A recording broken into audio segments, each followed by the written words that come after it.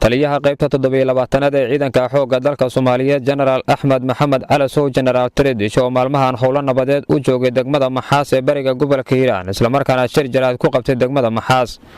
ayaa ka taxsiyeeyay dilkii shalay deegaano u dhaxeeya degmooyinka Maxaas iyo Matabaan ee gobolka Hiiraan loogu geysay gudoomiye xigeenka arrimaha bulshada degmada Matabaan ee gobolka Hiiraan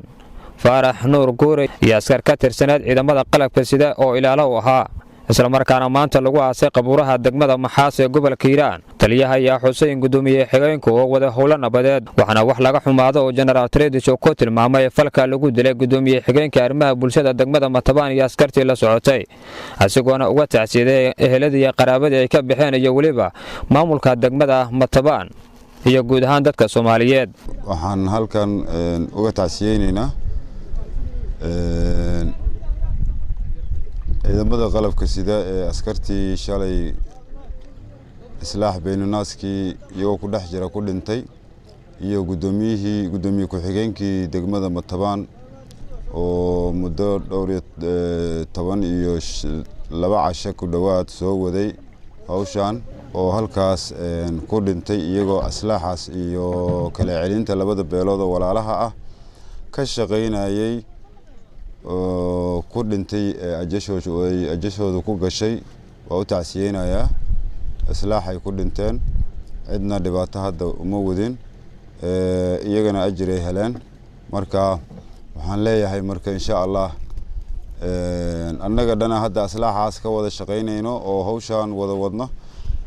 inaan ku dhimanana diyaaraan u nahay islaax beenunaaskaas alxamdulillah marka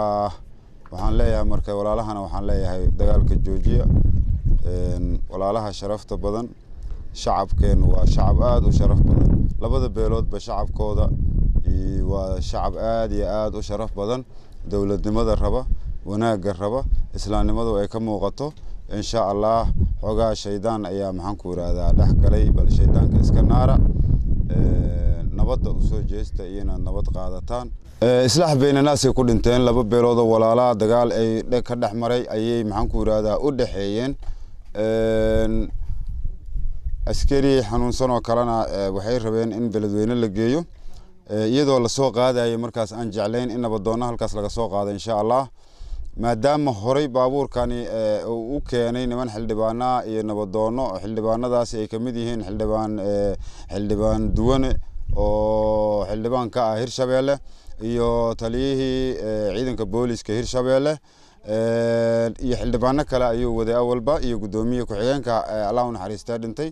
wuxuuna ka qayb ahay maxaan ku yiraahdaa wuxuu ka qayb ahay aslaaxaas la wada raadinayay oo dadka wanaagsan oo saalixiinta oo wanaagsan oo nabadda iyo sharafta ka shaqeynaya ay raadinayeen ay qayb ka ahaa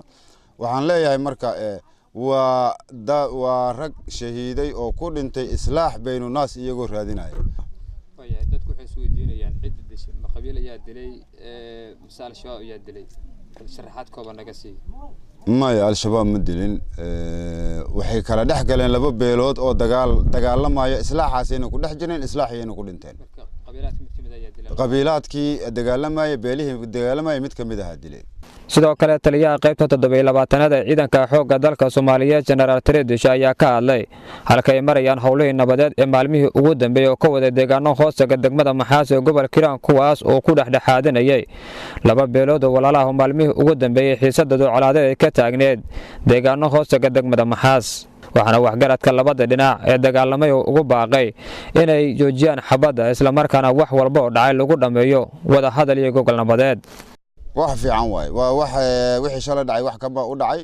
haddana waxa socdaahi waa wax wanaagsan oo dadka islaamka ah meel fiican ay u maraysaa insha Allah waxaana rajeynaa labada beeloodba gaar ahaan hadda beesha dhankan kale ah oo maxaan ku yiraahdaa beesha Cali Madaxweyne oo kale hadda hawsheedu waa fiican tahay tan kalena hawshoodu waa fiican tahay insha Allah mar dhow inay soo dhawaadaan ayaan rajeynaynaa insha Allah khayr badan waa rajeynaynaa Ilaahay baa khayr laga baryaa wali waa ku kala dhex jiraan ciidamada qalabka sidoo dhinac ku dhex jira ragga hadda shalay ku dhintay meesha asluuba kamid ah waxa kamid ah nin booliska waxa kamid ah militariga dhamaantoodna waxay qayb ka ahaayeen islaaxan islaaxana mar walbaba waa lagu dhimanaa waana lagu dhaawacmaa annaguna waxaan u dulqaadanaynaa dhibaato walba oo maxaan ku yiraahdaa naga soo gaarta dadka ehelka cid walba oo maxaan ku yiraahdaa meeshaasi dhibaatada ka jirta qayb ka ah si cadaalad ah oo ugu shaqeynayna ciidanka xoogga dalka Soomaaliyeed iyo ciidamada qalabka sida guud ahaan iyo dawladda federaalka ah oo maanta u kacday inay dadkan ay walaaleyso oo colaadda la joojiyo dawladda federaalka qayb weyn oo nabad ay ku baaqday ugu horeeyo madaxweynaha qaranka ugu horeeyo taasaana maxaan ku yiraahdaa aan ku wada shaqeynayna ilaahayna inuu taas maaragtay oo noo hirgeliyaan rajaynayna dadka walaalahana waxaan leenahay kuwa xagga iyo intaba isku haystaa inay iscafiyaan ay xabadda joojiyaan Khalid Maxamed Ismaaciil Kacse telefishinka caalamiga Soomaaliyeed degmada Maxaas bariga gobolka Hiiraan